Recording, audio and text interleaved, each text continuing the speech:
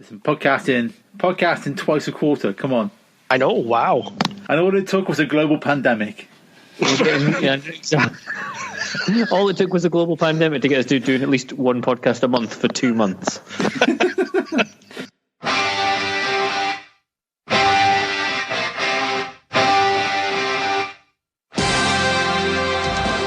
Welcome to the Conquistabores.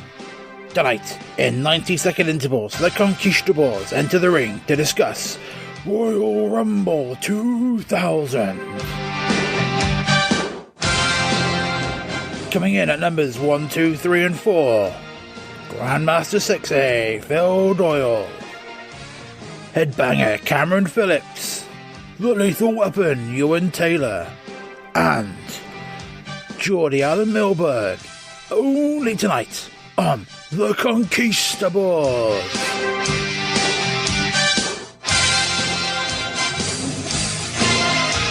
Did anybody else see the social distancing match? No. Oh, the Joey Janela, social distance matching. Oh, I've not seen that. They were 2 meters apart. He got hit by a Canadian destroyer 2 meters away. It's brilliant. Yeah. So they both do the motions for the Canadian destroyer, but they're literally 2 meters away from each other. Okay, I need to find that now. It's brilliant. There's like a choke slam from the other side of the ring as well. Because you got to keep 2 meters apart, haven't you? So yeah. So it's like Jimmy Lloyd. Oh, I'm gonna watch this later. It's brilliant. Oh my god. Oh, there he Hello, is. Milburn. Good afternoon. Oh, I've realised I haven't had any dinner. Oh god. Good. Oh god. What's on the menu tonight then, Al? Chicken and chips. Oh, that's alright. It's still in the oven, so. We're gonna have a food break during the show. So halfway through this podcast, you're gonna have to go to your kitchen and get your dinner out the oven. Yeah, but I mean, it's only got about another 8 minutes to go, so. Oh, that's fine then. That's alright then. That's alright. Sorry, like I said, I'm all. I forget what I have and haven't. I haven't shaved today. I keep forgetting to do that. Like, you got no reason to do anything. No, not really, because you're not leaving the house, are you? Yeah, sure. No reason. Well, Friday to was supposed to be like a formal Friday, wasn't it? I saw that going around on Twitter or somewhere. I thought, like, people were going like dressed as ballrooms and stuff to their home working desks. I mean, I put clothes on today. That was my change. Look at you. I went to B&M's before. Does that count as formal? A queuing system at the door. A queuing to get into B&M. Wow. B&M bargains. Yes.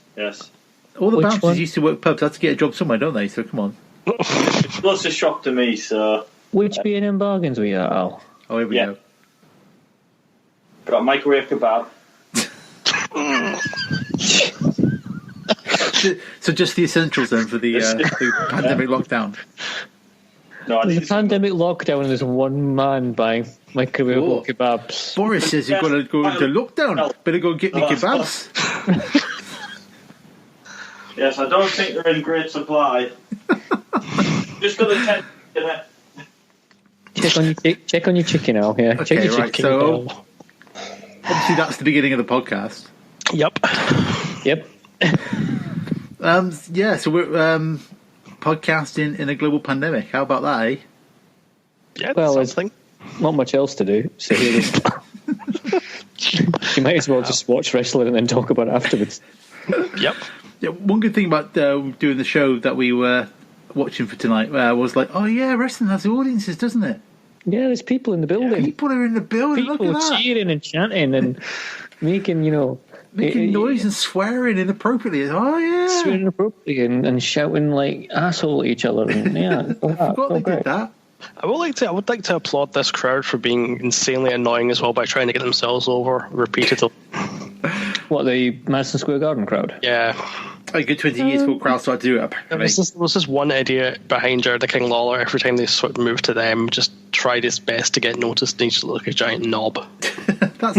Isn't that part of the course for your wrestling audience, though? I guess. I think I know the guy in question. I think the only reason that he starts doing that in the second half of the show is because they go to him when the New Age Outlaws are doing their entrance. That's how when you're getting Road Dogg doing his, tag team champions of the world, he's telling the camera. So he must have noticed that, and then that's why he starts playing up all the rest of the night. But we all know the best thing about empty arenas is that Broken Matt Hardy can teleport across them. Well, yeah. So finally, we have a reason for the pandemic. Yeah. Yeah. It's like, oh, that's why we did it. Maybe Matt Hardy brought the pandemic. Maybe, Oh, sorry, Damascus, as he's called now, isn't he? He's called Damascus now, and Damascus is over 3,000. Damascus is over 3,000 years old. I can't wait for batshit Matt Hardy on national TV again. It's going to be great. My son was kind of catching up on Wikipedia for like the Broken Matt Hardy story, and he's just like in fits, just like, what? Yep. Because he kind of watched the the final deletion whenever when it first started with Bertha Near and all that. I think we watched that, but then he kind of like fell away a little bit for the in depth Broken Matt Hardy story. Is that in depth in like air quotes? Yeah, and obviously now since it's the Free the Delete series. Yeah. Where was it? When Zenith got super kicked out of them by the Young Bucks. Yeah. It's just like you just have to applaud it. Just go, right, you're in. Yeah, pretty much. You just gone, one of those old Ultimate Warrior promos, we're going to do that, but seriously. Only have it make some more sense. Like even less sense. But just enough. But we're going to believe it 100% and just get into it the entire way. Chris Statlander is an alien, so they're going all in with the crazy. Not according to JR. He's like, no, she's not. She's like, because what's his name? This guy was like, oh, she's an alien from outer space, and JR's like, no, she isn't. Yeah. It's like, JR, come on, man. JR's like your granddad sitting in the corner going, fucking shite. I'll tell you what it was like back in my day. Well, this was a man who made his debut for the WWF on a camel with a toga. So, In a show come on. never review. In a show we'll never review. We're never doing WrestleMania 9. I'm telling you, it's either the last episode or it's the live show. The last episode of the live show would be WrestleMania 9. No, the last episode or the live show. The last episode or a live show. Sorry, I'm taking a drink. What way to go out? On the lowest of lows. When we go, right, this is it, no more. We're like, right, WrestleMania 9, let's get it done. Has Al climbed inside his oven? Has he come back yet? No, he's got his little kind of like away sign on his Skype thing. So should we get into what we're actually doing then and let return? Let's do that. Once the chicken and chips is finished, he can come and join.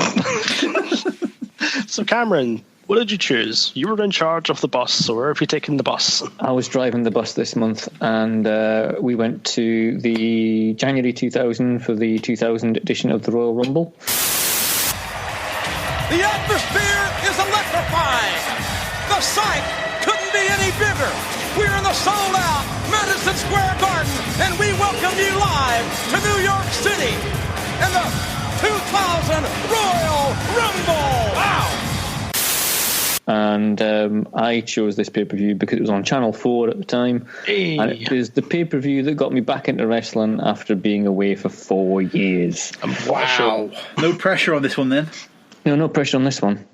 This was 4 years coming back, not knowing anything at the time. The last 4 years, this was your first kind of show back. This was, well, I'd been kind of like catching up on bits and bobs on the WWE.com website. Okay. But for watching a show, this was the first one. Had you picked up any videos? No. Because I think what kind of, like you say, that got you back in. I think I came back in, I want to say before this, was like I think it was the Undertaker video, up until like, what's it called? King of the Ring 98, that kind of period. Oh, yeah. I think like, that was the one I kind of like, that kind of filled the gaps in from when I left into when I kind of came back in. And then the St. Valentine's Day Massacre pay-per-view, which I guess would have been the year before.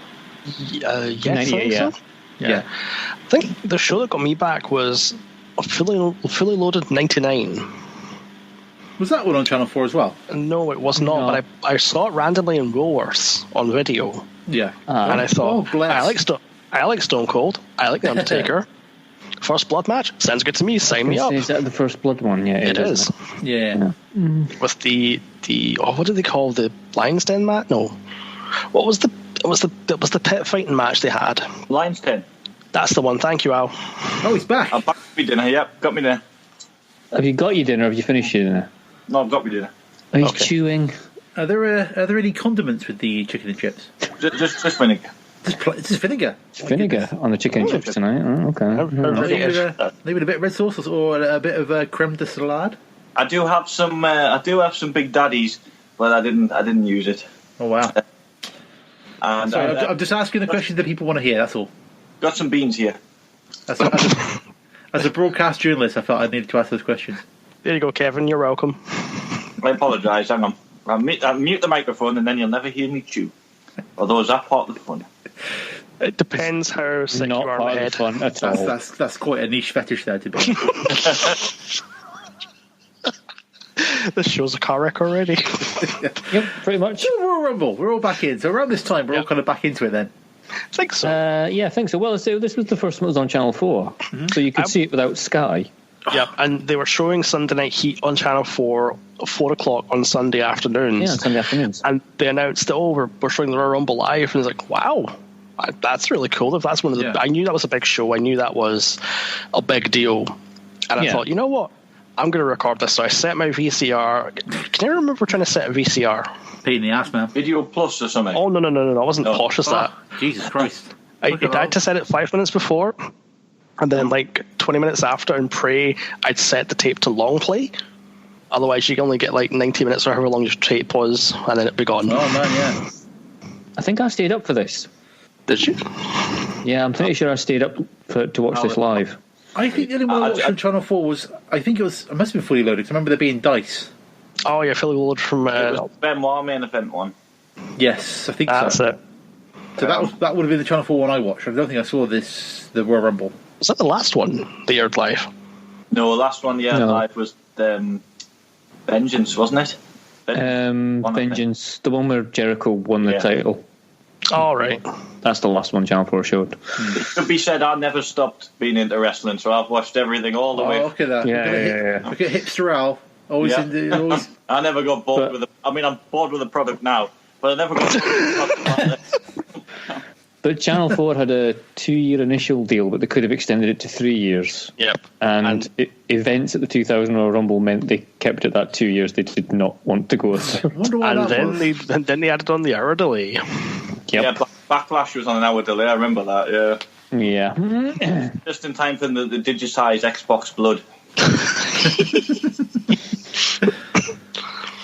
The intro video to this show is amazing. They call you Cactus Jack. They call you Triple H. King of the Deathmatch. The WWF champion. The myth that lost an ear in Munich. A man that will go to any length to win. Barbed wire scars. C4 explosives. Blood, sweat, and tears. You've maimed, crippled, and injured men your entire career. Some say you shoot from the hip. You will lose this street fight. I say you just shoot your mouth off. Some say you can't be beat. I am the game. I say I've played this game before and won. I am Triple H. I am Cactus Jack. Some call me sick and sadistic. I am the sickest SOB in the business. I call myself champion. The World Wrestling Federation champion. There will be no laughter, no regret, no remorse. It's a cracker, isn't it? And it contains clips from the IWA Japan King of the Deathmatch in 1995. It Yeah, does. it's because obviously it's promoting the upcoming Cactus Jack Triple H match. Obviously, there's no WCW footage at this point, but yeah, they proper lean on the hardcore stuff, don't they? Oh yeah, I mean that's the whole purpose here is Mick Foley's evolved from Mankind to Cactus Jack because he realised that Mankind's kinder and gentle nature wasn't going to get the job done, so he evolved into the sick, twisted maniac, Which known as Cactus Jack. We will come back to that later. But yeah, He's just the same guy in a different T-shirt. Sorry. I was waiting for Al to say that. It's just, I hate that promo. It's the same guy in a different T-shirt. We will fundamentally disagree on that later in the show. Yes. Okay. But yeah, was all the Japanese stuff in black and white? I'm just trying to remember if it was or not. No. I wonder if it was in black and white because of all the blood and everything. Because that's the No, usual I think it trick was. is to... I think it was deliberate because I remember watching it at the time. It was in black and white. I think it was just the styling of the show. I've seen the entire show. It's very colourful. Yeah.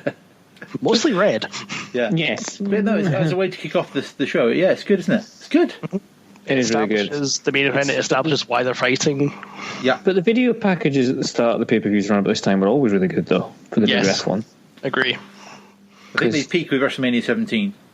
And the Austin Rock promo. The My Way Limp Bizkit. Still the best. God, Probably the best use of a Limp Bizkit song, yeah. Well, yeah, that's In anything ever. Anything ever. Oh, Just the one thing that Fred. justifies their continued existence. Wow. Thank you. Not a fan. That and Mission Impossible 2, whatever which one it was. It was 2, yeah. I bought that in Debatable. CD single. Me too. Nice. I'm showing my age today. Jesus. We got to Madison Square Garden. I love Madison Square Garden. I love it as a wrestling venue. It's got a great atmosphere, isn't it? It's so good. Oh, yeah. That weird kind of like having the entranceway in front of the camera. I love that. And it's I think it gives it a unique feel to it. Exactly. Yeah. And that's why I like. And yet, Yeah. there's loads of things in this show. There's loads of things in this show that you wouldn't see now, and I think an entrance ramp that is in front of the hard camera and is pretty minimal in sort of styling. Well, they're interestingly, that's how they shot Raw last week, wasn't it? They flipped the camera around to that one side. Mm-hmm. Yeah. So it kind of looks like the Madison Square Garden kind of setup, even though obviously it's not. I do like It's how not. they even kept the empty seats on that side. Why not just take the seats away? Why have? Who knows? Why shoot that way with the empty seats? Just take the seats away and put like video screens or something. Nah.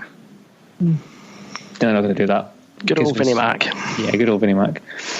Anyway, Lawler and JR are on commentary, which is probably their best combination at this time of events. I'd probably say so, yeah. Yeah. And we kick off with Kurt Angle. Straps down already. Can't see him because of the pyro smoke.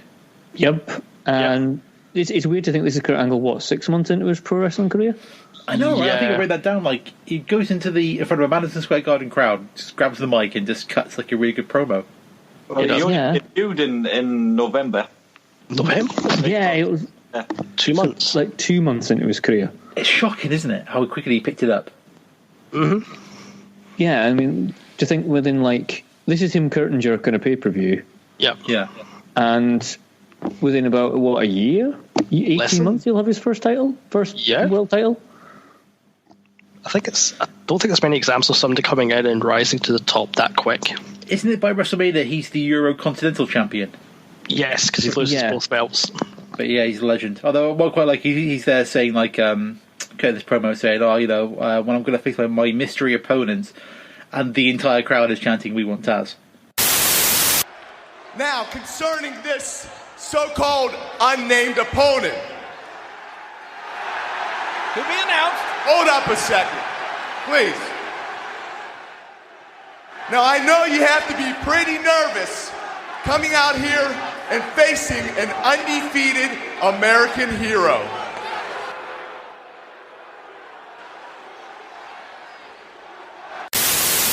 Well, I mean, Yeah. Taz dropped the belt at Anarchy Rules in September before, and I think everyone worked out at that point that he was coming. He's like, my opponent to be announced, and the entire crowd's just screaming, "We want Taz." It's like, yeah, is he that Yep. much of a mystery? Actually, I don't think at the time I'd watched that much ECW. So you wouldn't have kind of realised he was a big deal. I hadn't watched much ECW at this point in time, in 2000. I had bought November to Remember 1999 from W.H. Smith and tape. All right. That's my only real exposure to ECW, apart from when we'd stay at a lodge in Aviemore that had satellite TV, and they showed the TNN show on Bravo. Yes, I think that's my kind of remember is seeing the tapes in the video shop in MVC, Yep. and like you say, just running across it randomly on Bravo. He What wrestled was on that? Raw in 1997. So he did, that's right, yeah. So that's where I'd seen him from. I'd seen him in that one. Is that where they invaded the show or something? Yeah, Jerry the King Lawler brought ECW over to the WWF. Yeah, remember that, yeah. Well, yeah, watch that later. But yeah, so Taz coming out would have been like, who's that, and why is the crowd going mental? Mm-hmm. I don't think I've seen anybody make such a debut and then get dropped down the card so quickly. It was crazy, wasn't it? Wasn't that because of his neck problems, though? Well, I mean, I'm surprised they fed Angle to him, because obviously Angle was the next big thing, and there's Angle. We've already said it. Angle's 2 months into his career. He was going to recover from that easy. Yeah, unbeaten streak, got his medals. Yep. I had it in my memory, though, that this match was a bit of a Taz squash, and it's not. I It's quite even. It isn't that. No, it's pretty even, and like Angle's sort of belly to belly suplexed him in the aisle within about 2 minutes. Yeah, that'll take fun. Plenty of suplexes in this one. Not as if Taz is like battering him senseless. There's like it's mostly Angle for like the first half.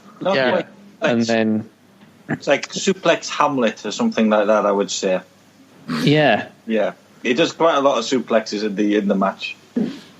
And then it's only because like Taz gets a couple of massive sort of suplexes in at the end, and then applies the his finisher. He says because Taz choked him out, that's an illegal hold. Yeah, so it's qualified. So in a way, they kind of protect him from that. Yeah, I mean that also set up an angle that went for months. I remember the Angle was claiming I'd never been defeated there from when he lost at the Rumble. I was like, that was a choke. It doesn't count. It's like it counted, dude. Fits Angle perfect. That kind of delusional heel kind of stuff. Like, just fits his character so well. It was making Taz's hold out to be an illegal hold. Like, so why not allowed to do it in every match? That's a point. It's a good point. Because wrestling. Well, that's a good reason. I was still like the fact that Jerry King Lawler's going like ballistic in JR. Eventually, it goes. It might have been a choke. I suppose it was a bit chokyish. It was a sleeper. Once Angle's been carted out on a hospital gurney, then they kind of go, it might have been a chokehold. Might have not been legal. Who knows? With the medical technician, he can't get the mask on Angle's face. Yeah, I saw right that on too. camera. It's like, well done, boys. There is one thing we've yet to mention, and that is Howard Finkel. I love him. He just give a good intro to him, doesn't he? I love Howard Finkel as a ring announcer. Introducing first, from Pittsburgh, Pennsylvania, weighing 229 pounds, the only Olympic gold medal winner, heavyweight a WWF win, and the most celebrated real athlete in the WWF, Kurt Angle. He's the best, I've got to say. He is definitely up there. You hear him, you see him in his little tuxedo, and you just know shit's about to get real. It's proper wrestling. Well deserved in the Hall of Fame. Oh yeah. Yeah. Unlike some people. So what do we think of this match for an opener? It's good. It gets the crowd going. It's only like, it feels a little about. A lot of this pay-per-view belts along at a hell of a rate. Yeah. It's about 4 minutes or something like that. I don't know. Something like that. It's not long at all. Yeah. We've got some notes, like say, like some of these matches feel like really compressed, which I think is for reasons we'll come to later. Yes. But yeah, it's good. And I did have a point, but I forgot it. Yeah. I was to say, like in later years, you could imagine Taz would actually have debuted in the Rumble itself, not like on the first match of the card, though. That's the only kind of weird thing. I think that's more down to nowadays. They just have so much talent, they just rotate them through. Whereas Taz coming to WWF at the time was a big deal because it was somebody new, somebody fresh. It's not somebody that you've watched in NXT, you've watched maybe get a few belts there and then eventually move up. This was somebody that just came in fresh. You maybe didn't know much about him, and then he had a great 4-minute match with Kurt Angle. Yeah. 3 minutes and 15 seconds. Yeah, I've just looked at it as well. Yeah, it's very short. It's a good match for that length of time, I think. Oh, yeah. Everything belts long, which will is true for the next match, which is the Hardy Boys. Yep. And the Dudley Boys in a tag team tables match. Yes, the road to the first TLCs begins here. I was going to say... Back to you before we start. Both the Dudleys and the Hardys were originally announced for the Rumble match. So I'll tell you that. Oh. Really? Taken out to do this match, yeah. Kind of makes sense. Yeah. Then again, the obvious question, who did they replace them in the Rumble then? Well, we'll get to that later. I've got a whole list of substitutes we can go through later. I'm looking forward to that. This is going to be good. This was probably the first, major memory from this pay-per-view was the ending of this one. Yes. Yeah, because it escalates quickly, doesn't it, this one? It escalates very quickly. Yeah, it starts off crazy, and then we get the unprotected chair shots, then you get tables being used as weapons, then you get poor Matt Hardy being killed with a top rope powerbomb.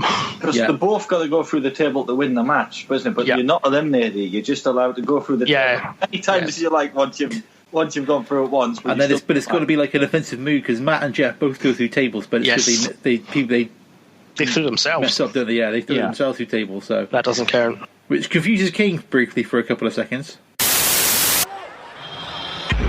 We just saw both. Okay, wait a minute now. Matt Hardy went through a table, and then Jeff Hardy went through a table. But it's not over? Absolutely not. Got to be an offensive move. The Dudleys must put the Hardys through a table. The Hardys can't put themselves through a table. This match continues, in other words. Jim Ross is at pains to say it has to be an offensive manoeuvre that shoves you through a table. It can't be like you crashing through it and just running into one. They also go to great lengths to suggest it has to be consecutively. Yes. Yeah. So team member 1 has to then go through, and then team member 2 has to be put through, and then like that's you 1. So it's be like 2 in a row, basically. Yeah. I enjoyed the Dudley's promo before this match because Bubba just going into like sports people of the local area. Yeah. I have Wikipedia John Rocker, by the way. But you have the nerve to boo a person, the greatest pitcher in the history of baseball, my new hero, John Rocker. Oh, no. Good grief. That's distasteful as it can be. John Loy Rocker, born October the 17th, 1974, is a retired American Major League Baseball relief pitcher. Relief pitcher, whatever that is, who played for the Atlanta Braves, Cleveland Indians, Texas Rangers, and Tampa Bay Devil Rays, as well as the Long Island Ducks. God knows. No idea. What a glorious team name. Yeah, I don't know. So, once again, another one of those sort of American-centric, hey, your sports stars are rubbish in this city ones that everyone outside America goes, meh? Yeah, but it works, doesn't it? You know, even to this day, like Elias did that promo, and the crowd booed for like 10 minutes. It still works. It's cheap, but it works. I can't even remember who that was against. What was the name of the guy? Him and Kevin Owens, wasn't it? Yeah, they were sat in the ring, weren't they? For like, we can't actually hear ourselves speak. Because I can't remember where they were and who it was that he said was rubbish, but they took, yeah. They definitely said somebody was rubbish, and they were told off for it. I remember it was about a year ago, wasn't it? Yeah, and then they got in trouble. But anyway, I think Bubba gets like 5 unprotected chair shots to the head. I think everyone gets their fair shot, but I think Bubba Ray does win the title for most shots taken to the head. Doesn't he? Oh, chair shot! My God! Does it matter if the table's on the inside or out? It doesn't matter if the table's on the inside of the ring or the outside. And another thunderous chair shot to the skull of Bubba Ray Dudley. Oh, man! A hard chair shot right in Devon Dudley's face. He's got that steel chair. They're out in the aisleway here are four combatants in this first ever tag team table matchup. Not again, no, look out! And Bubba's reeling the count. Oh my God! Bubba Dudley went through 2 tables to the concrete floor. It's the way they'll just casually sort of say on commentary, this was like 20 years ago, and they'll casually just say, well, that's probably a concussion. Yeah, I heard that as well, and I'm like, what? Just saying that casually, whereas nowadays that'd be like, oh shit. Nowadays it would be, that's probably going to be a concussion. We're on the subject, Mr. Concussion debuts the night after. What, Chris Nowinski? But when at some point Bubba's in the aisleway building like his massive structure of tables. Yeah. Wasn't there somebody helping him, like a random other person? No, I don't think so. I think it's a security guard. I'm sure there was at some point when he's kind of built, like he's put 2 tables down, like he can't reach one of the back, so someone's helping him put that one into position. I'm sure that happens. Does it? It's going to be a grip or something like that. Just think, I feel I should rewatch that match now. Obviously, you watched them in preparation for this, didn't you, Al? Yeah, in January. With all the Royal Rumbles. Yeah. Oh, it was all the Royal Rumbles, yeah. Okay. That's not bad. January. We can settle for January, yeah. No, this match is... I mean, bearing in mind, I'd come away watching wrestling from like WrestleMania 12. Yeah. For like a 60-minute Iron Man match between Shawn Michaels and Bret Hart, which bored the crap out of me. And then I have this as my second match back. It's quite a contrast. Which lasts 10 minutes and 18 seconds. It does. It's, once again, not ages. It's just crazy. No. Then we go... we would have had the triangle ladder match. No, the Terry Invitational Tournament match. Yes. Was Terry at the Rumble? Yes, she was. She was in the promo, but they said, don't come to the ring. Michael, we are going to go out there and tear the roof off of Madison Square Garden. Terry, no! You think we're going to let you go out there tonight? Do you realize how violent this is going to be? No. Yeah, they were like, don't come to the ring, it's going to be too violent. Well, I tell you, the violence, Terry. Stay back. If ever there's been a mismatched manager with a team, I think that's one of the examples. Well, that's one. Sense. You've also got the infamous team of TIT. Not TIT, sorry, TNA. TNA, sorry, TNA. Yeah. TIT is a tournament, sorry, never mind. Terry Invitational Tournament. That's the one. Oh my goodness, I get it now. Jesus. Oh my God. No, really? It stands for a rude word. Yeah. Wow. Okay, I've just rewatched that part of the Rumble. I can confirm it is security helping Bubba Ray get the table. You are correct. Yeah, I thought that so. sounds hilarious. Because he's got two tables down, he can't reach the third one at the back. So you have to get someone to help him put him into the position. No, it's security. How did I miss that? Yeah, then he just goes through all of them anyway. Oh man, this spot at the end is just brutal. So it's a handicap match. The Dudleys and the security guard versus the Hardys. Is that what you say? Who was that security guard? Maybe it was what's his face? Little Dudley. Oh, Spike. Spike, there you go. Maybe it was Spike. I mean, as a sort of taster towards the craziness that will come in the coming years, this match is fantastic. Yeah, I loved it. I wrote down a fucking amazing spot fest. Yeah. Pretty much. It's just crazy how it escalates over the next period into, like you say, the TLCs 1 and 2. It's just crazy. Mm-hmm. Yeah, because they had the TLC version of this match at WrestleMania 2000, didn't they? No, it was just a triangle ladder match. So it's just a ladder match with 3 teams. Yep, the first TLC match was SummerSlam. Yep. And so 17 is TLC 2. Yep. That's the one. Yeah. WrestleMania 17, what a show. Yeah, so this is when you get Kurt Angle coming around backstage, just kind of groggily saying, "Did I win? Did I win?" Okay, don't look at the light. What happened? Did I win? I don't know. All I know is that win? No, all I know is that you were choked unconscious, and they called us in to get you. That's illegal. Yeah. They're not allowed to do that. I don't know about that, but you look a little unsteady. I'm undefeated, though. Did I win? I don't know. All I know is that you were choked unconscious. That's what we're here to help you out. Listen, you look a little unsteady. Why don't you come over and sit back down? If you choked me, I'm undefeated. It's like, yeah, did I win? It's like, I don't know, sir. Like, I don't know. I mean, we said it before, but Kurt Angle was so funny. And like even here, like you say, 2 months in, he just kind of knows his character. That kind of idiot, kind of. Yeah, he completely takes to it. I mean, he's like, you forget like how brilliant he was as nerdy Kurt Angle. Yes. When he first came into it, when he was just like kind of going, kind of bizarrely oblivious to like everything, Kurt Angle's that fantastic heel because you hate him for the correct reasons. You don't just hate him because he sucks. You hate him because they've written him and he acts in a way that makes... Was it not the case though that when he first came into it, he had a promo where he genuinely sort of started speaking from the heart about how he'd won a gold medal in Atlanta Olympic Games, and everyone booed him. When he went to the back, he genuinely thought he'd done something wrong. Because everyone booed him. On a side note, Kurt Angle with hair, strange. It is now, yeah. It's weird. I kind of flip flop on that a little bit because he's like 2 years away from losing the match against Edge, isn't he? And then we come to. So we go back to the ring, and apparently there's a panel of judges coming out. I skipped this bit. What are the judges coming out for? For the Miss Rumble swimsuit contest. All I've written down here is, oh God. Sergeant Slaughter is one of the judges. Yeah. Johnny V. Johnny V, yeah, he's the other one. Yeah. Some celebrity. Who's the celebrity? I can't remember. Andy Richter, Classy Freddie Blassie, Sergeant Slaughter. Fabulous Mother on there. She's in the competition. She's in the panel, yeah. Mula comes out to judge. I've written down nice to see they've all dressed up for it. Well, what do you mean? Casual jumpers and whatnot.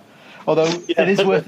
Lawler comes out with a good line when he tells Fink to get out of the ring. Give me that microphone, Howard Fink. Go and get out of the ring. These girls aren't your type. They're not inflatable. Get over there. Yeah. Can I wish the only Miss Rumble swimsuit competition thing. Thank Christ. They never did another one. I wonder why. Well, I don't know. It was a success, but it's they'd never get away with this sort of crap. You reckon? Not at all. Is it like at one point? Is it Ivory finds it demeaning? Yeah, no shit. I've written down. Yeah, totally. So we've got the participants of Ivory, Jackie, Terry Runnels, Lunar, Kat, and BB. Just to confirm, the Kat is Lola's wife, isn't she? Yes. Partner at this point. Or at least, going out with Lola some capacity at the minute, yeah.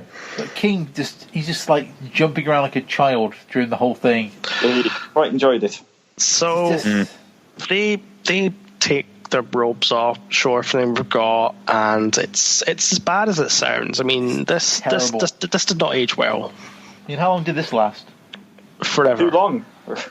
I haven't actually got time for this, I'm afraid. But the fact it happened, that was bad enough. It was at least 15 minutes, I would say. Yeah. The fact you probably lost like 5 minutes to Taz versus Angle and probably 5 minutes off the tag team match. Come on. I think this was a reaction to the fact that the Cat got her tits out at Armageddon the month before. Like, full on out. That did happen, didn't it? Yep. That was after the mud wrestling match. I've written down a comment there because at the end, Mae Young comes out. Oh, God. She goes strapped down. He's a late entry. Mark Henry comes in to kind of cover up her modesty. and I've written down here, like, I bet backstage Vince is absolutely howling. Oh, yeah. Oh, yeah, definitely. I bet he is in absolute hysterics by the end of this. She's like, everyone in this arena wants to see my puppies. And then she starts, disrobing. I love the bit where she's got that thing in between her legs and then she throws it at Jerry Lawler. Oh yeah, I also like the ineffective censored. Notice that it comes on screen briefly. For some reason, disappears. We get a hot shot from hell and it goes back on immediately. Yeah, it's different in the network version, is it not? Is this like a big thing that comes on screen? Sign in the network version. It shouldn't have happened. How is this not edited off the network version? This should be classed with the Benoit stuff. I mean, come on. Yeah. The story is that isn't that your real breasts.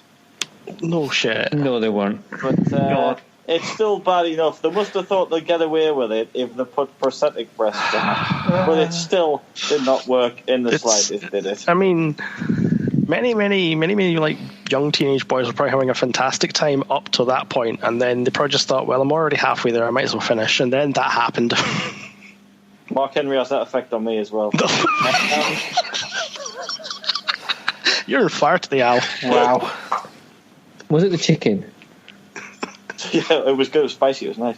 Spicy. This is the effect that a spicy chicken has on Al. Great. Well, they're doing that awful storyline when Mark Henry is Mae Young's boyfriend. Oh, God. And the rumour is they signed Henry to a big 10-year deal, but he keeps getting injured and he's not very good at that point. So they keep putting him in these awful storylines to hope Henry will quit of his own accord.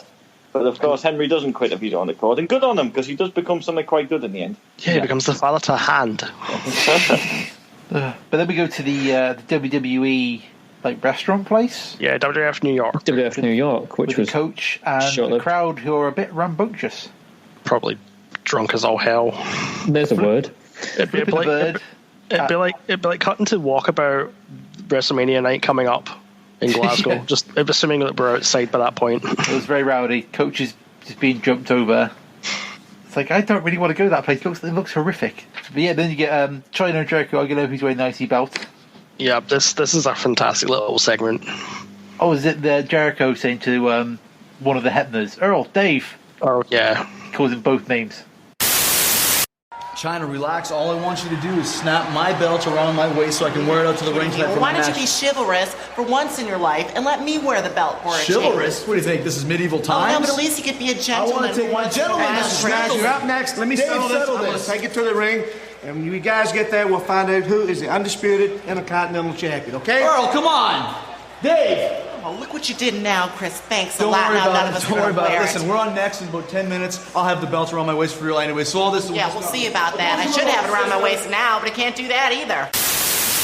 Yeah. I'm sorry, I hated this storyline. What, the dual champions one? Coach, it was rubbish. And I think WWE realised it was rubbish because they quickly put an end to it. So it was Jericho and trying to pin each other during a match and two referees count to count. Yeah, I think it's a 3-way match and they end up pinning the same person and both referees are like, oh, we don't know who's going to go. They ended up helping each other beat Bob Holly, didn't they? Yeah. because they had Jericho versus Bob Holly for the title, and then China helps Jericho win, and then it was China versus Bob Holly, then Jericho helped just to keep their title. So this was the triple threat match to sell it. And like I said, the end it here really. It's a winner takes all match pretty much, with Bob Holly involved as well. I do find it interesting that the two babyfaces, I suppose, in this match, Parker Holly and China, come out to absolute crickets, yet Jericho, the uber heel, comes out as a god. Yeah. Is Jericho not a face at this point? No, he's still heel. Are you sure? I don't know. I thought he's still doing the sort of like... Holly's pretty much I'm fairly sure Holly's the heel. Well, but he comes out and says, well, Holly's a heel, but then Jericho comes out doing the whole, welcome to Madison Square Jericho. Yeah. So he's still doing that whole thing about how he's the savior of the company. Because that was the thing that he always had when he first came in, wasn't it? That, he was somehow of the belief that WF would be down the toilet if it wasn't for him. It's funny how Raw is Jericho. It's funny how 20 years later he's doing almost the same thing in AEW, but it's still fresh. Oh yeah. Jericho's been for the last 20 years the master of reinvention. Mm-hmm. I don't think anyone's have. Other wrestlers have maybe reinvented themselves over the years, but I think they've always had like periods of time where one gimmick's maybe not been as successful as the other one. Yeah. Whereas Jericho has been consistently brilliant throughout the last 20 odd years. Yeah, I think especially since he had this big, was it like 2005 where he went away for a couple of years? He's probably done well in that process of going away for a couple of years at a time. Yeah, since he kind of came back after that, like each kind of time he's come back afterwards, it's been like, really good. Yeah, well, he came back in 2007 after being he got the whole fired by Eric Bischoff in 2005 for not beating John Cena. Yeah, and he came back in 2007. There was a bit of a damp squib where he was like, he was tours with Fozzy because I went to see him in Newcastle. Did you? Oh, brilliant. And then he had... there was kind of a bit of a damp squib when he came back in 2007 because he was a face and he was going against Orton. But then he turned heel and had probably the best run of his WWE days in 2008 against Shawn Michaels. Wearing the suit and all that kind of stuff. Wearing the suit and being like, the kind of corporate guy. And also probably, obviously, accidentally punched Shawn Michaels' wife in the face, for which maybe added to it slightly. Yeah. And then, he's been back and forth in that kind of style. He's now at the stage in his career where he can get individual lines over within like a week. Yeah, I mean, crazy. Like they say, stupid idiot was like over within like 2 weeks. And saying you're going to get it. Yeah, the list was over. A little bit of the bubbly. Yeah, exactly. A couple of months ago it was a little bit of the bubbly. That got over. That's now a T-shirt. So he's just a genius for just making up stuff like that and it being cool. You know what I mean? So anyway, carry on. Just lamenting Jericho here. So this match was a bit meh, I think. Again, I didn't like it either. Yeah, 7 minutes long. So again, they rattle through it. Yeah. Well, in both Holly's book and Jericho's book, they literally say they've got to scream at China to do stuff in the match. Like literally, I was just about to say she's totally useless. And they've literally got to write it down on a piece of paper and put it in front of her face. Whip me in the ropes. It's just it's clunky. It's just no good.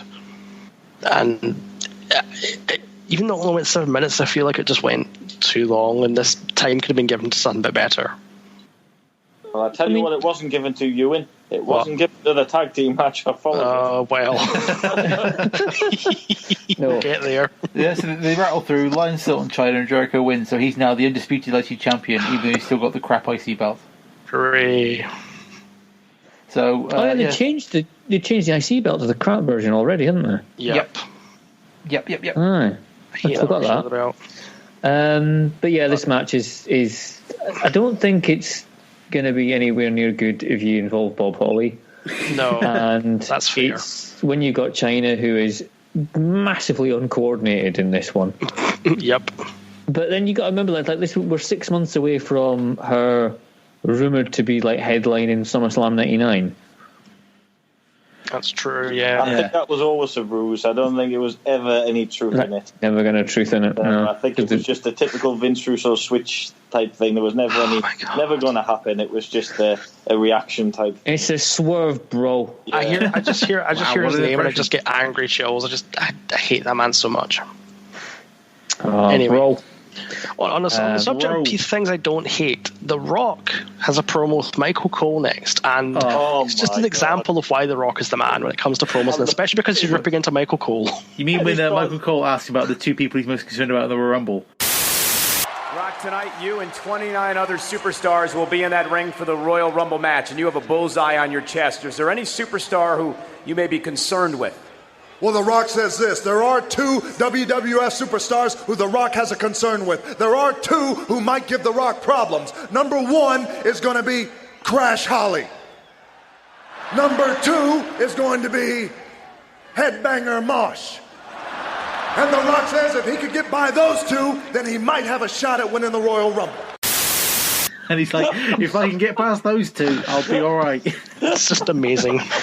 Of all the people. I think exact words are not like, if I can get past Crash Holly and Headbanger Mosh, then maybe. Yes, that's it.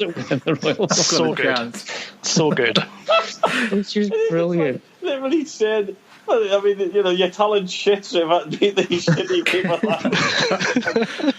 Of all the people in the Rumble, who can I pick to properly get across my point? Crash Holly and Headbanger Mosh. It's and then obviously he basically tells Cole to go get a big glass of shut up juice, and he just goes into full Rock mode. And I think this was a point where I was watching the show and went, this guy's cool, this guy's awesome. Can I just point out, by the way, that at the end when he says, if you smell a that's the moment Channel 4 decided to have an ad break. Oh my god. So on Channel 4 I distinctly remember it was literally kind of going, if you smell what the men, are you suffering from baldness? And God. I have a vivid memory of going, that's surely cut off at a wrong moment. He must have done that wrong. Yeah. But what a promo he was at this time. Like, just the energy to him is just ridiculous. Well, it's like when I do the 90s pay-per-views, all the ones I've missed on the blog, I mean, you can see the evolution of the Rock character. In like 97, 98, he's not quite there in promos. No, he's still quite... I think it's during 99 he kind of really clicks into this. I think as he realises people actually like me, people like me being this massive, loud dickhead, right? Let's just turn it up to 14. Yeah, I think points out like the year before he was corporate Rock against Mick Foley, wasn't he? Having that kind of Beyond the Match, Wrestling with Shadows match. What was the match? Yep, it was Beyond the Match. Yeah, Beyond the Match. Sorry, yeah. But this promo just reminds me why wrestling back in this time period was just great, because you had characters like that, and I guarantee Rock did not have a scripted promo in front of him.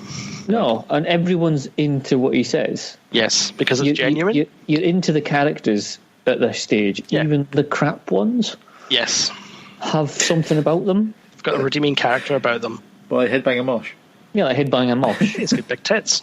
Yeah, well, exactly. Can I have a little story? Sure. Always, Alan. Well, like me and my friend always mock that promo, and we always got about Headbanger Mosh. So anyway, for Christmas, I went and got him a signed Headbangers photo. Wow.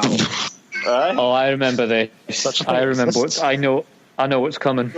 So my friend on Christmas Day tweets Headbanger Mosh to tell him that he got a Headbanger signed photo for Christmas, and Headbanger Mosh tweets him back. He did. Awesome. Christmas Day, Headbanger Mosh tweets me friend back saying that's a great present. So the greatest gift of them all. That's quite heartwarming, actually. It's pretty cool. I'll tell you what's not heartwarming, though. Oh, yes. New Age Outlaws versus the Acolytes. I actually think the build-up to this match was longer than the match itself. Well, they won a royal battle royal type match at Armageddon together. Yeah. That's right, yeah, the tag team turmoil match. The build basically just seems to be the Acolytes just being really stiff with the Outlaws in various situations. Wait, the Acolytes being stiff? JBL being stiff? Right? No. I know. 2 minutes and 39 seconds. Yeah. Jesus. The Outlaws described by JR as the best tag team ever. in these halcyon days. What, the New Age Outlaws? That's how Jim Ross calls them, the best tag team ever. No, the best Bushwhackers. We know it's the Bushwhackers. This was before the vote. I don't really have much to say about this match because what can you say about a 2-minute match? No. Does X-Pac appear for the ending? Is that right? Yes, X-Pac appears, and then like it's X-Pac's distraction. That means that I think is it Road Dogg pins Bradshaw. No, is it the famous sir? Yeah, the famous. Billy Gunn comes in. Billy Gunn's There's a good bit where Bradshaw catches Billy Gunn doing a crossbody, and then he boots Road Dogg at the same time. That's a bit. That's nice, but. It's nice, but it's really nothing, this match. Yeah. No, it's just But it's just minorly getting the crowd all settled before the craziness that's about to ensue. They're just clearing space on the card for what's going to happen next, which is the championship match for the street fight between Triple H and one Cactus Jack. Indeed. Does anyone else miss the old, like, when it was a title match, you'd get the graphic on screen? I missed that graphic. Oh, yeah, I know what you mean. When it comes really close up the camera. Aye. I missed those. Do they still do it with the new belts? Yeah, but they're crap now, though. I know there's crap, but... Yeah, they're crap. Is it the tag team one? They've got the two helmets headbutting before. Oh, for God's sake. The 2 giant pennies. Now, as we mentioned earlier, there's the build-up to this, I think, is cracking to this match with... part of the McMahon-Helmsley era, Triple H is showing off his power, gets Cactus Jack sacks Mankind. I do apologise. And then the roster basically gets his job back. And then there's another match with Triple H and Mankind where Mankind gets busted open. And the week after on SmackDown, Mankind decides that he can't face Triple H because he's too tough. So the crowd need a substitute. In the greatest piece of business ever in wrestling history, he turns into Cactus Jack walking down the ramp. But I think the WWF fans deserve a substitute in that match. A substitute? He's chickening out? What I'm going to do, Triple H, is I'm going to name him right now. As a matter of fact, I think you know the guy. Uh-oh. Oh, no. No. And I think you know him pretty damn well. His name is Cactus Jack. And his first official act as part of the WWF is to kick your teeth all over the city of Chicago. Put a different t-shirt on. I don't care what you say, Alan.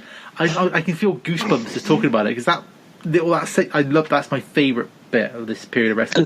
It's the fact the crowd go thermonuclear. Give you goosebumps, Phil, whatever you like. Thank you, Alan. But it's like the way Triple H sells it, like look at his face when he sees Cactus Jack, the way it's sold on commentary, the way the crowd sells it, mixed face, like you just see his face, it's serious. It probably would have had slightly more effect had Mick Foley never been Cactus Jack before this moment. Correct. In WWF, anyway. Yes. But that does give some history because didn't he feud with Triple H when he was or Hunter Hearst Helmsley? Would have been in '97. They have they have that fantastic Falls Count Anywhere match, which I think is also in Madison Square Garden. I think an episode of Raw. Where, does it give a bit of history to the whole thing then? A little bit, yeah, but it's the one with the video wall at the start where he's like Mankind's interviewing Dude Love. Yeah. And he's like kind of going, it's like the one was like kind of going, Manny. It's like I this is the pinfalls and the hot dog stand. It's just not my bag, but I know a man whose bag it most definitely is. That is just like Dude Love. Yeah. Exactly. It's like he's in the room. But yeah, that piece of business when Mankind reveals the substitute, it's just like that's just pure pro wrestling for me. Mick Foley does say in his book, I think it was Foley is Good, is that he's the thing that he thought made that promo was Triple H's reaction. Yeah. He said had Triple H just gone, it would have been crap. It's the face of like fear and also acceptance of shit. Yeah. What have I done? Cool then done. Yeah. I first saw this on the Hard Knocks and Cheap Pops DVD. Oh yeah. He basically says the same thing there. Like in Triple H, I think Triple H has got a bit on there saying like, what's he say? Like, I've heard it said that my reaction made Cactus Jack a myth. In 10 seconds, with a facial expression, I created this mythological being. To me, Cactus Jack was this mythological being. I just reacted to him. That's telling me now you're going to get to see Cactus Jack. Now, okay, you want to do that? Now you go to Cactus Jack. Now you get the guy that does barbed wire. Now you get the guy that wrestles in thumbtacks. Now you get the guy that's the king of the death match in Japan. Now you get the guy that's been in exploding C4 matches in Japan. The guy that's done it all. The guy with the ear missing. The guy that did all that stuff. Mankind can claim all those things, but Cactus Jack's the guy that did them all. And it's kind of weird because you're talking about the same person, but you're not. And he sells it brilliantly, and it makes the whole thing just like, real bad stuff's going to happen. And I don't think anyone, obviously we had matches like the infamous No Holds Barred match at Rumble 99 where Mankind got handcuffed and The Rock basically just eviscerated him, but I don't think anyone ever expected anything, the violence level on a WWF show like we got here. This was, when I first watched this match, I was like, oh my God. Yeah, because this is incredible. They've been kind of getting, I suppose, the product's been ECWized, if that makes sense. Yeah. ECW had a lot of influence in the late 90s, yeah. But that's just adding like tables, that's maybe having first blood matches. This isn't bringing out barbed wire 2x4s, this isn't bringing out I feel like a million tacks. Did they have the hardcore belt at this point? They would have done, wouldn't they? Oh yeah, totally. Yeah. Yeah. But this feels like even beyond that sort of thing. Yes. Yeah. Because it's been taken seriously. Yeah. It's not just folk welling each other with cookie trays and all that exactly. kind of stuff. Yeah. This to me felt like two men going into war. One man with a mission just to literally kill his opponent. The other man just wants to survive and get out of there. Yeah. Yeah, because it was to go. The idea was to build up Triple H for WrestleMania, wasn't it? Yes. Because he'd only won his, and you forget this because Triple H, obviously ends up winning the title about 15 times or something like that. But this was his first title run. Yep. And the argument was that he still needed to be seen as a legitimate champion going into WrestleMania against The Rock at the time, is what the plan was. So Foley was the stepping stone. What a stepping stone? Well, yeah, but in his book he said he doesn't mind. That's what I mean. The fact that Mick Foley basically passed the torch to him with this bloodbath. But this and the Hell in a Cell match the month after. Oh, that's right. Yeah, No Way Out. Yeah. God, I might need to watch that again. But yeah, that's obviously the other kind of high level booking of it is put Triple H through hell to cement him as that kind of top level guy, isn't it? Because he's still really like the year before last he was wearing a beret. Yes. Yep. Doing DX pants DX on stuff. DX trousers, but now he's like he's got his serious music on. He hasn't quite got the Motorhead. No. But it's a serious game Triple H music when he comes in, isn't it?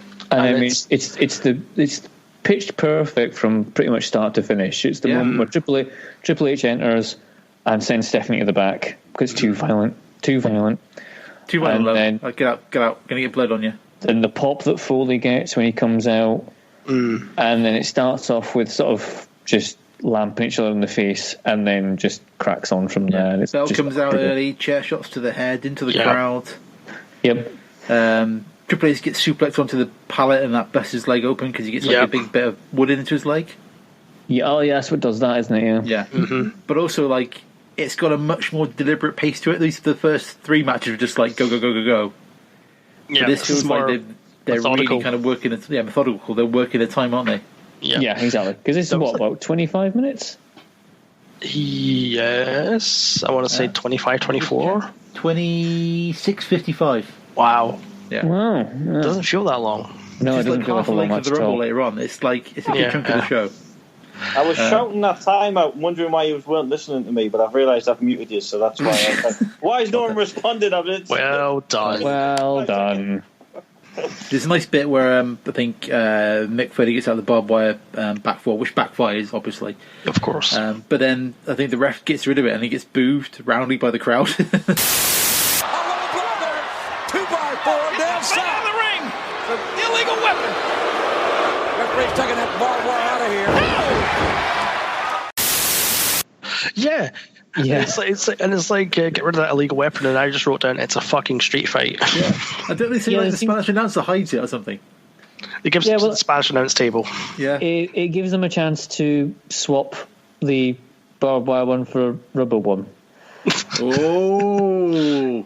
Because all the more sort of aggressive stuff comes right after that moment. That's true, yeah. You get the bit with the face with him like rubbing it into his face. Yeah. But we get confirmation from Jim Ross that a street fight cannot be stopped.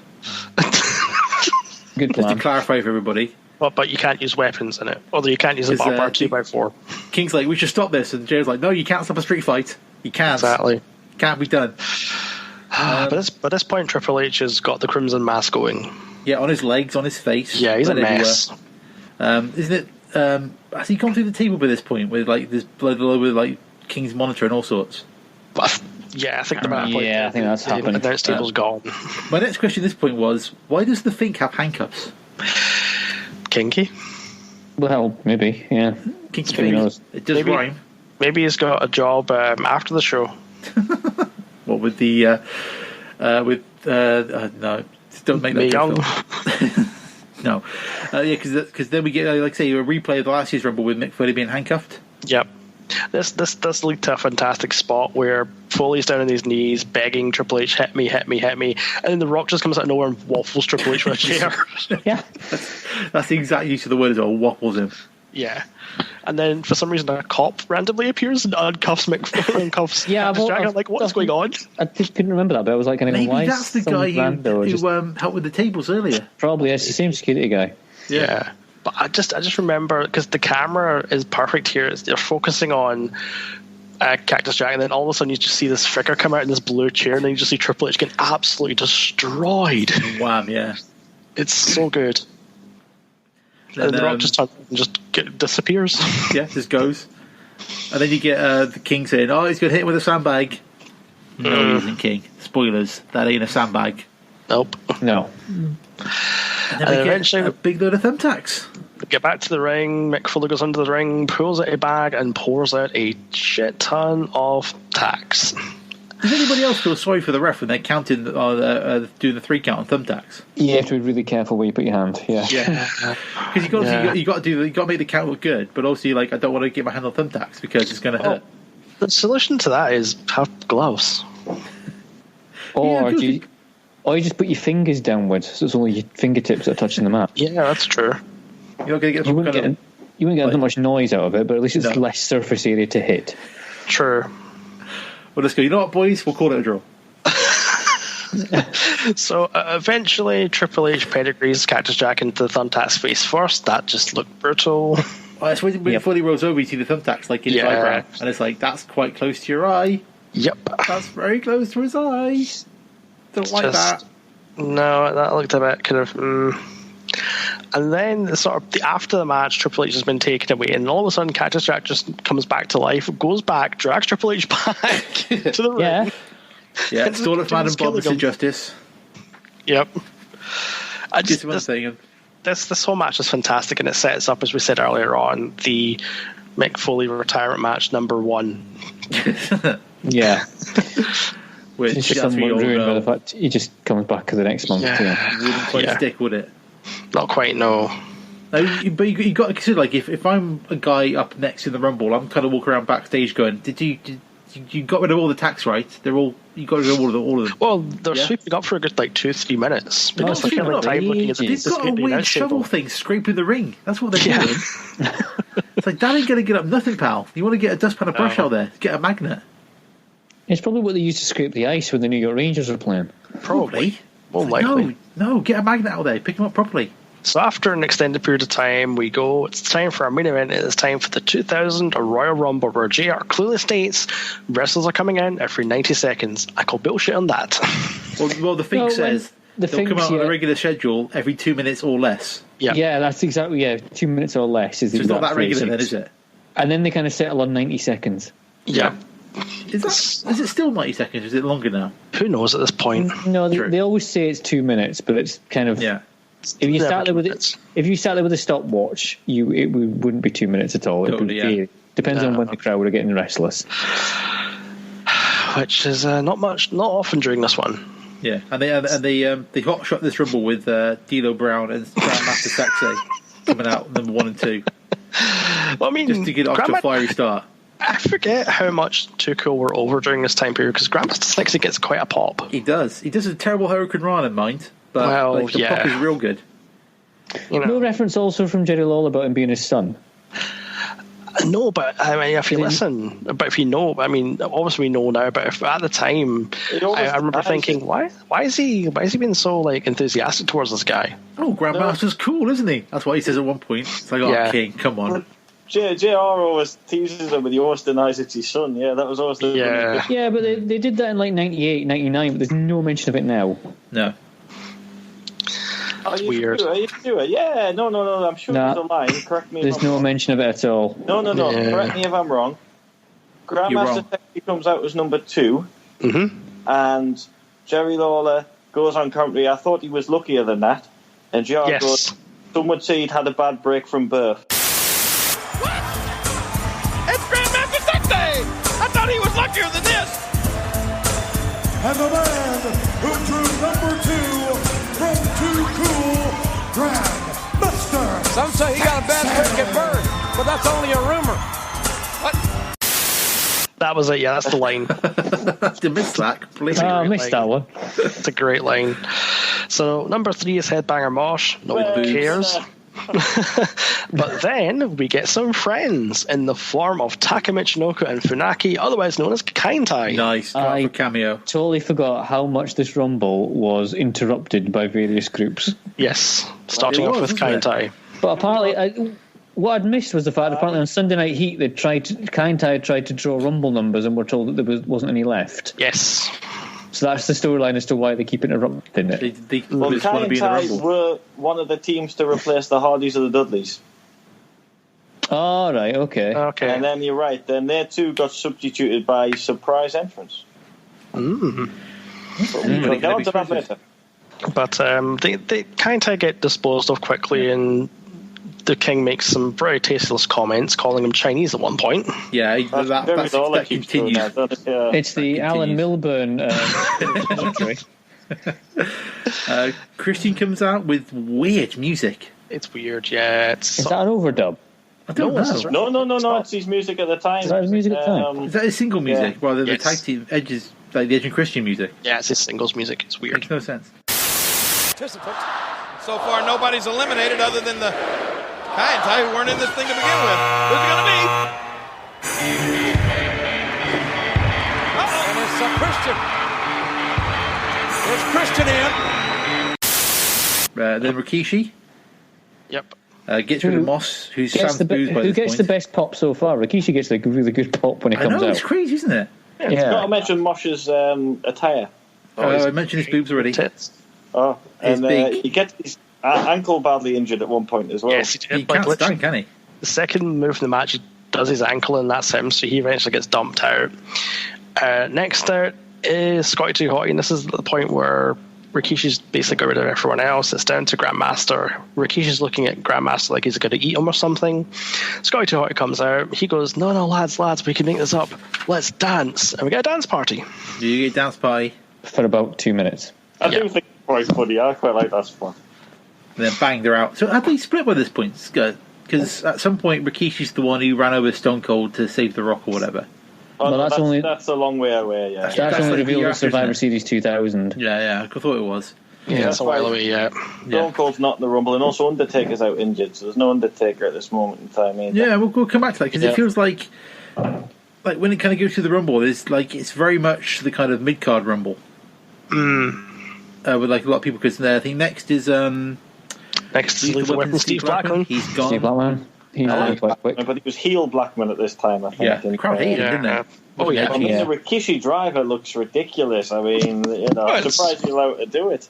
Yeah. It's basically Greens from Asbury Park, Barbara Bigelow's move. But then the battle we all wanted, Viscera, comes out. He looks fucking humongous in this match. It's his big coat, man. I swear to God, his big Daddy V coat. I will say that Viscera hit the worst whole train I think I've ever seen in my entire life. He brings the crowd right down. Yep. And he's gone. And then we get some proper heel work with the Boss Man comes out. Oh yeah. Oh, he does it so cleverly. He just pisses about on the outside. He pisses about on the outside until the next one comes in. He kind of climbs up the rope, one leg in, jumps down, raises his arm in the air in triumph. It's like, heel boss man was so good. Yeah, that plan's ruined when Test comes out at number 10 and just beats the shit out of him. Damn Test. Well, he broke Test's nose. That's why Test has got the mask. I think the mask. I don't know if you see it, but he's wearing a mask, but it gets flung off literally within 2 seconds. Is it because he's taking the t-shirt off and takes it off at the same time by mistake? It might be. Yeah. It might be. I think that was my thought on that. I think he just beat Bossman for the hardcore title. I think Test is the hardcore champion at this moment in time. Yeah. They don't mention it at all, though. That's right. No, and then in the ring, there's low blows everywhere. Oh yeah, it's just there's too many. There's loads in this rumble. It gets silly. It's like it's Test doing the thing with he puts his boot in the guy's neck in the corner, and Bossman just that's a big target. Wham! Yeah, low blow. Whammo. Then we get the British Bulldog out, which gets a shout out for Channel 4. Wearing his jeans, by the way, this jeans Bulldog, not like Union Jack Bulldog. Yeah, everyone should be frightened because Bulldogs wear new pants. Like when Mick Foley wears a new shirt, people get frightened. Bulldog, that should be frightened. Bulldogs wearing jeans. And, it's wearing jeans. Well, Bulldog's wearing jeans and also looks 8,000 tons. He's just humongous at this point. Yeah, I think he's a little bit of steroids. Just a little bit. Just a wee bit. He gets a low blow in because why not? Yep. Gangrel comes out next, spits on everyone. Rude. No flames, which is a bit stupid. Kaientai back again. Kaientai back again. This is where poor Taka breaks his jaw because he gets thrown face first out the ring. Which they then spend the rest of the Royal Rumble showing on highlights every time they come back in the ring. In slow motion. Yeah. Every time King's like, show that again. It's like, he really hurt himself, King. I don't care. Show it again. Chinese comment comes in. Yeah, show the Chinese guy. And then that's it. Yeah, that's it. It's like, God. Then we get Edge comes in, gets good, decent sized pop. Bob Backlund comes in, and then we get Bob Backlund. No, I'm giving an extra more love. It's one of the greatest surprises in Royal Rumble history. This one. I guess that's fair, yeah.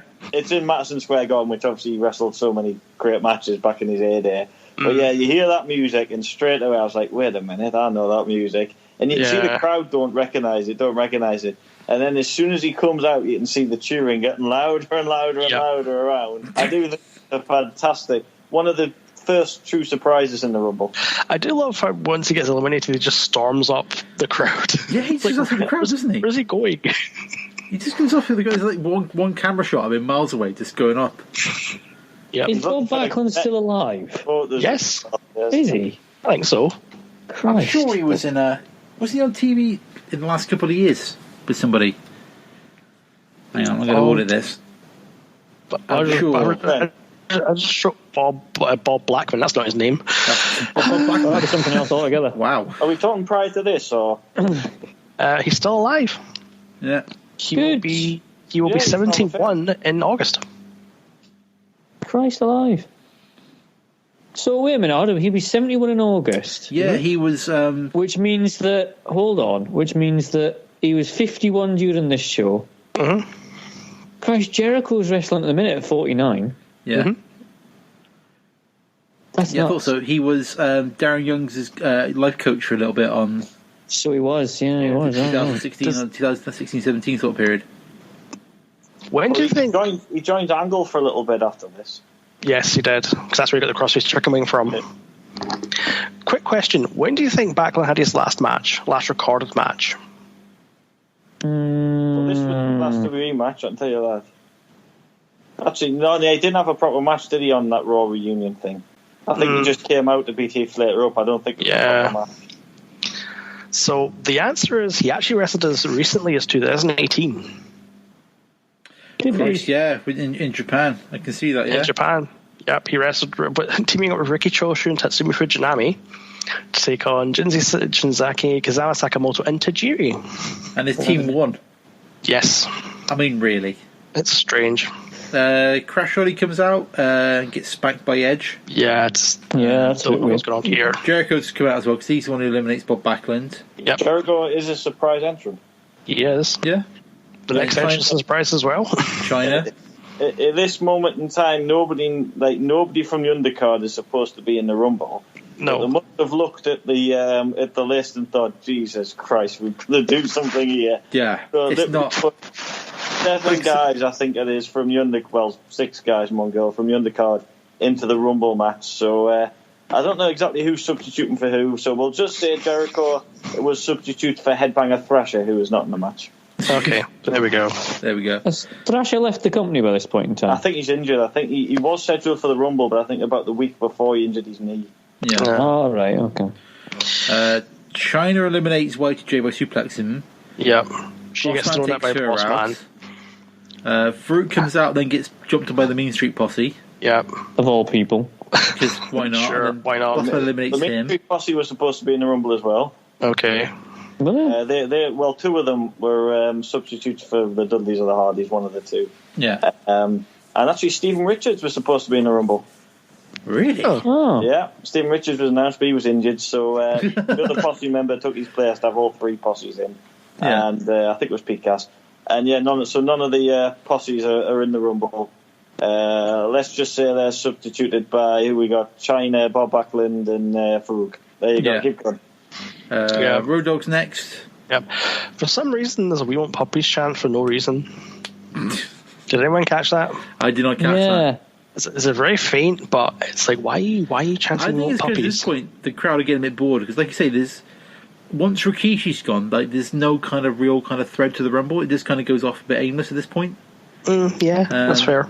People come in, like Al Snow comes in, Val Venus comes in, we get an erection joke straight away. Oh yeah. Kantai comes in, Prince Albert, Hardcore Holly, and by this point the crowd's dead.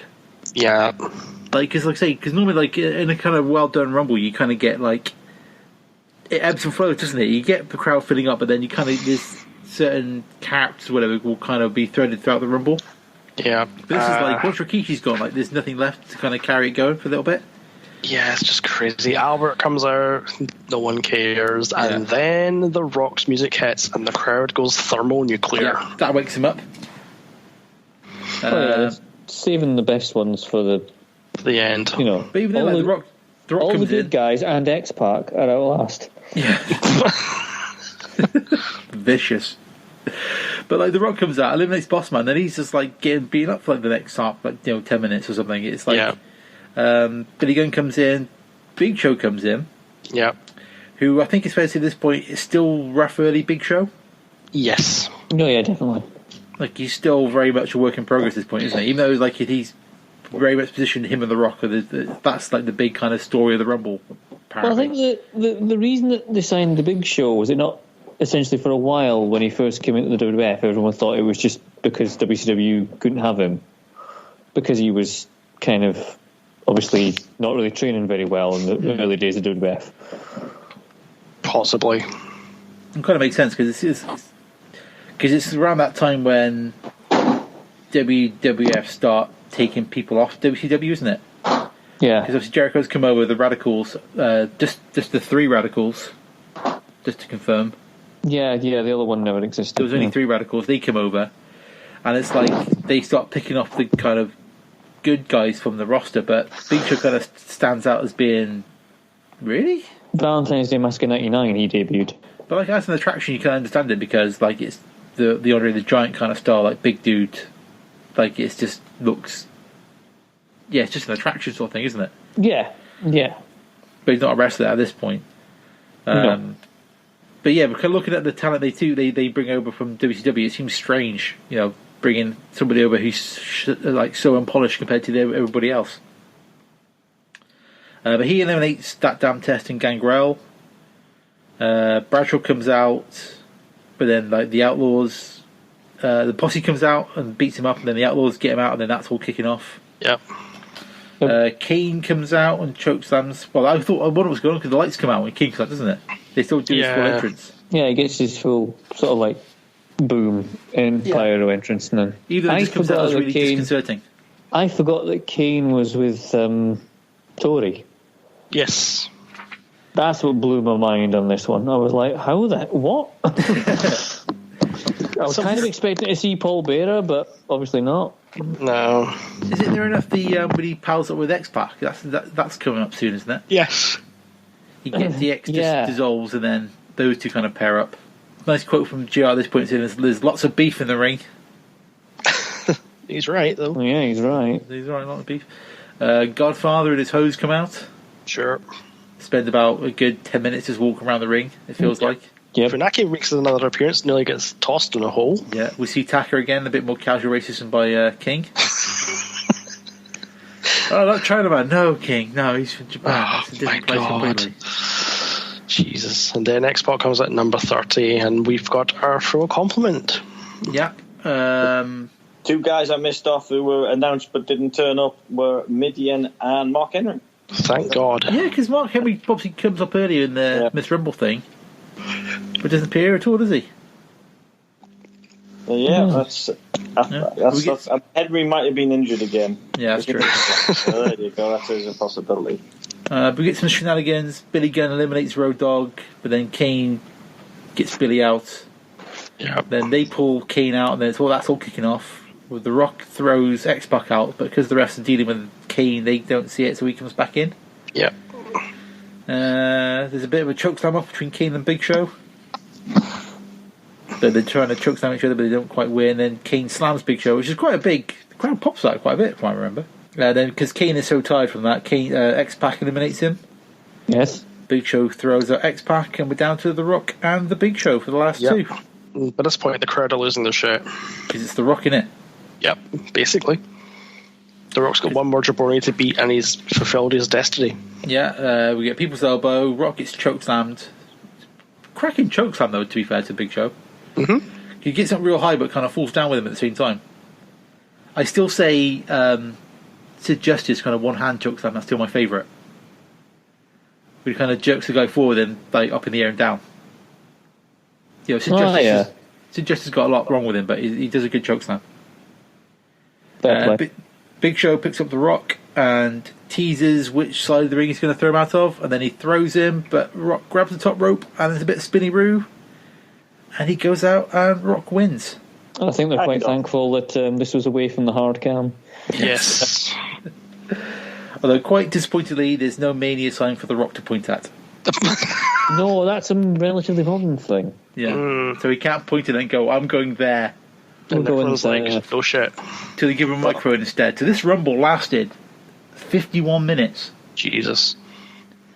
Which, like I say, the Triple H match was 26 minutes. That's like half the time, isn't it? Yeah, but this kind of dragged in the middle, like we've already said, whereas the 26 minutes of the Triple H Cactus Jack match flew by. That flew by. But yeah, it seems weirdly like for a Royal Rumble, you've got, who's your big guys? Kane, The Rock, Big Show, I suppose. To a degree, yeah. But that's really your only kind of proper main eventers in the Rumble, isn't it? It's not really got the sort of main options as to what maybe some of the Rumbles have. Yeah, we think about it like Armageddon. Is it the 6-man Hell in the Cell? Oh God, that's right. Yeah, that's where Rikishi gets thrown on to Hey Bill. You got the Undertaker, Limp Bizkit Undertaker. You got Kurt Angle's like properly elevated to the top. It's weird how like this Rumble there seems to be almost like more mid carders than main eventers in it, which I think that's what makes it kind of feel off. There isn't that kind of like nice kind of tentpole person coming in, maybe kind of 5 people to kind of keep the crowd on their feet. Well, just a thing. It's like WWE always criticised WCW for never making new stars. That's why they went down the hill. Because they just relied. Now, in the last 2 years, 98 and 99, they pretty much relied on Stone Cold, The Rock, and The Undertaker. Pretty much. I know there's Mankind, and then Triple H is just getting into it now. But that was pretty much their main event. Literally, them guys main event in every show, I think.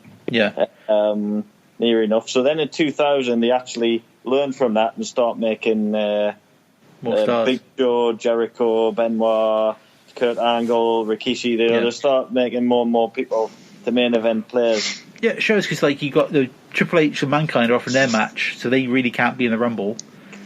And that's 2 quite big names taken out of it straight away before you even start, isn't it? Yeah.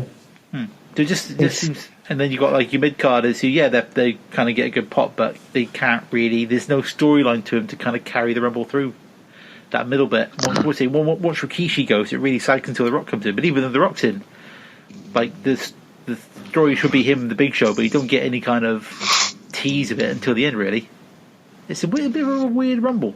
It's got a little bit after, isn't it? Because they do a storyline where Big Show claims he won. He claims Rock's feet's touching, but no one will believe him. Yeah. So he says if he proves to Triple H, he'll get a title match. So he goes and drags a security guard in, possibly Bubba Ray's security guard, and he reluctantly makes him tell Triple H, and the guard's like, I think Rock's feet might have touched first, but that's still not good enough. And then in the end, he does get some video proof, I don't know where from, but it clearly shows Rock's feet touching the floor, and that leads to Rock having to defend his title shot at No Way Out, and losing his title shot at No Way Out, and then that obviously leads to a triple threat match, and that gets done on Raw. And then Linda McMahon comes out and says, well, we've already done the WrestleMania main event. What should we do for WrestleMania? No, we'll do the match again and have Mick Foley dressed in another outfit to compete. Just as Mick Foley. Not even one of his faces. Yeah. He probably gets around it that way. He retired Cactus Jack, he didn't retire Mick Foley. Yeah. Although he talks about it on his on that Hard Knocks DVD, he's basically saying where he's there, he's retired. Like in his head, he's retired. He's like gone to Disneyland.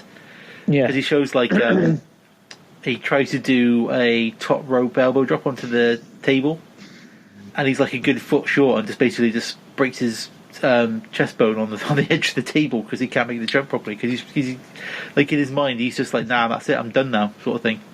Yeah. Obviously he comes back and all that. Like at that point, that's where his mindset was. So he'd come back in Vengeance. Was it Vengeance 2004? The Randy Orton match for the Intercontinental one with Randy Orton, the brilliant one. I don't remember. Again, that's like they churn somebody through the mill on the Mick Foley mill, don't they, to kind of make him a big star again, don't they, with Randy Orton? They do it times, and then they do it with Edge, don't they? And then it's like, done so many times, beating Mick Foley doesn't mean anything anymore. It's like, got to beat Mick Foley. It's like everyone beats him. You know, what's the point? It doesn't mean everything backfires. Everyone has that hardcore match with Mick Foley that they come barely scrape through, and that toughens them up for the future. One other note, you on about Rock's brilliant promos. Of course, he did a promo years and years later where he sees Big Show backstage and goes, "Hi, Big Show, it's good to catch up." And he goes, "You want to know something, Big Show? I remember that Royal Rumble. I was rewatching it on the network. And you remember when you went over and I went over?" And Big Show goes, "Yeah, I won that, Rock." And he goes, "You know what, Big Show? You're correct. You did win that. You did win that." And you know what else? The producer of the Scorpion King was watching that Royal Rumble, and he said, "Whoever wins that match is going to be my Scorpion King." And you know what, Big Show? If you never know, things could have been different. You could have been a big guy in Hollywood. Oh, bless. Wow. Big Show cries. Big Show sells it and starts crying like he does. So it's a really good. I don't know what role it was on, but it's a really good spot.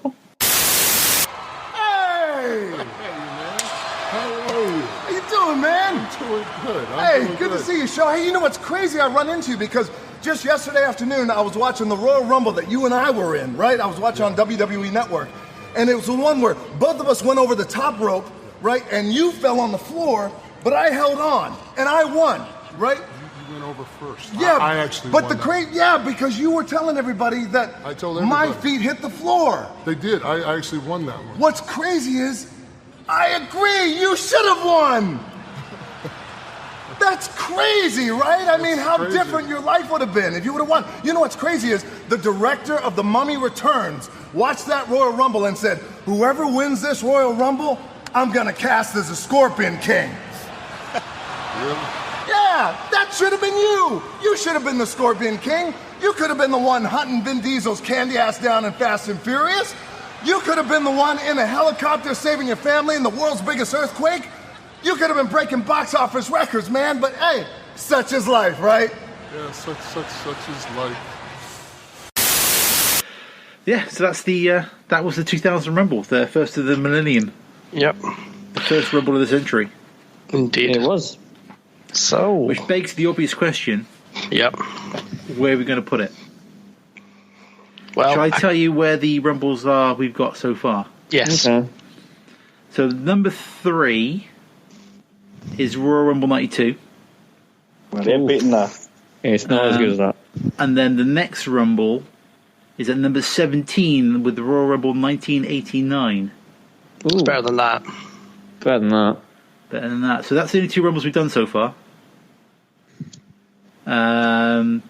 So between that and that, so if I go between Rumble 89 and Rumble 92, is, let's say, 9th place is ECW One Night Stand 2005. Ooh. I don't think it's better than that. What's the one after? Number 10 is WWE Survivor Series 95. Oh yeah, put it above that, I would say. Better than 95 Survivor Series, yeah, definitely. Agreed. So 10th. Yeah. The 10th best pay-per-view ever.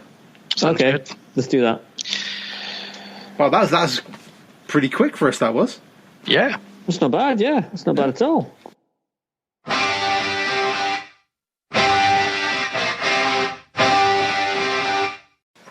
There we go.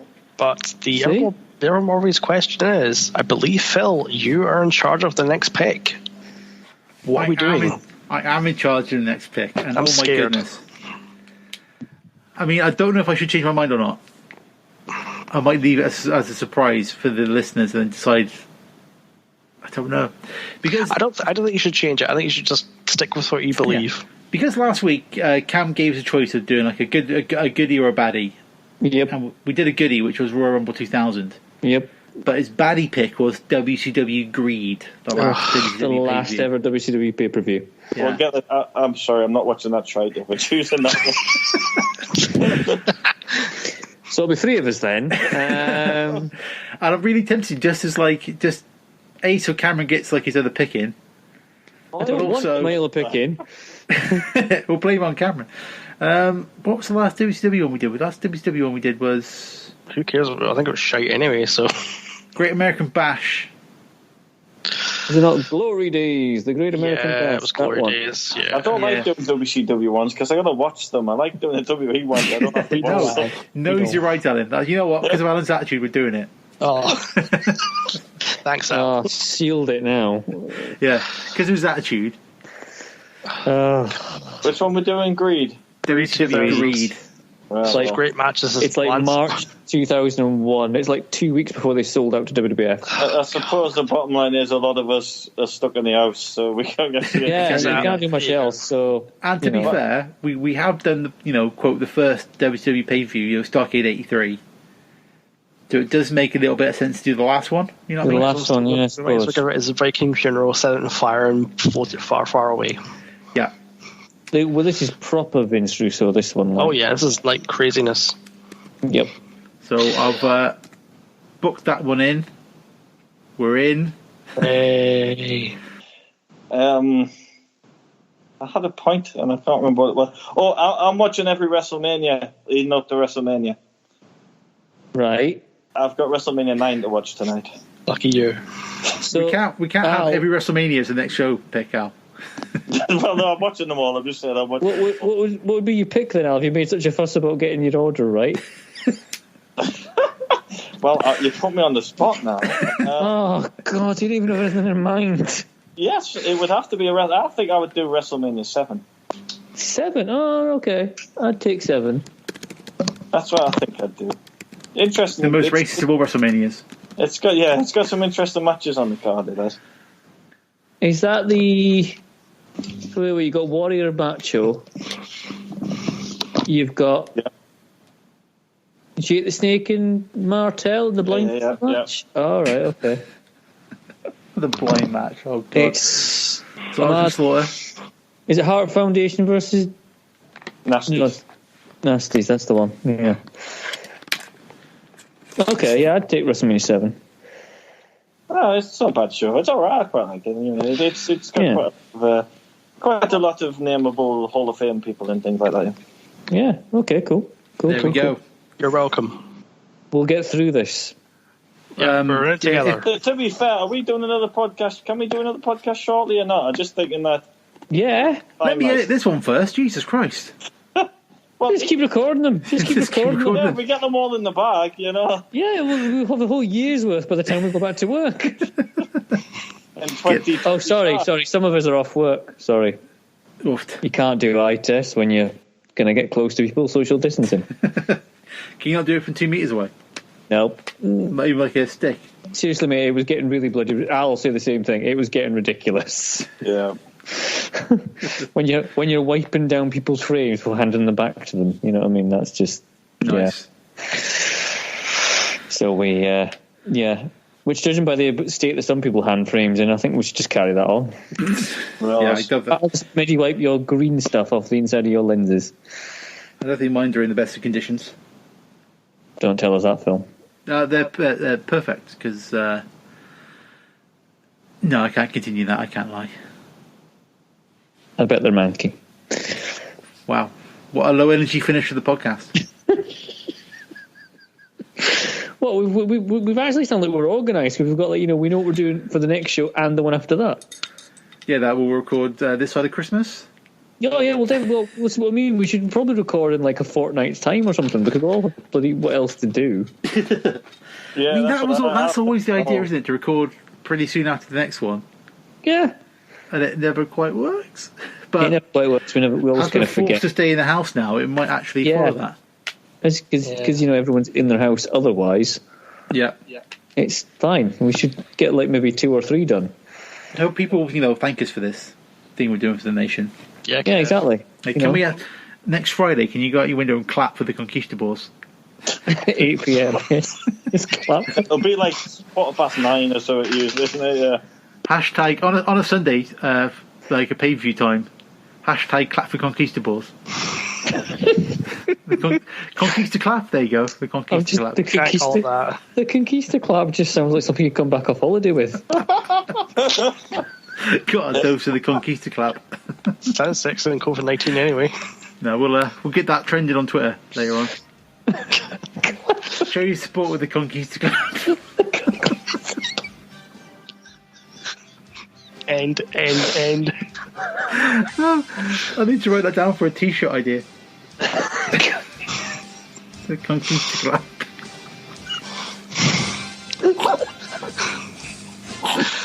Bye. I'm assuming the music's playing now. Yeah, the music.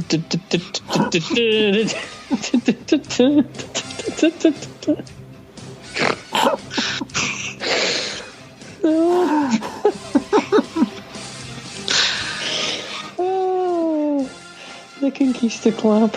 Oh Christ! It's what you get after the enjoyable bit beforehand. It's the pain after. I'm going to tweet that right now. Oh my god! Nice. Just finished recording. It was a good one. Hashtag Conquista clap. Tweet. There we go. Then tweet.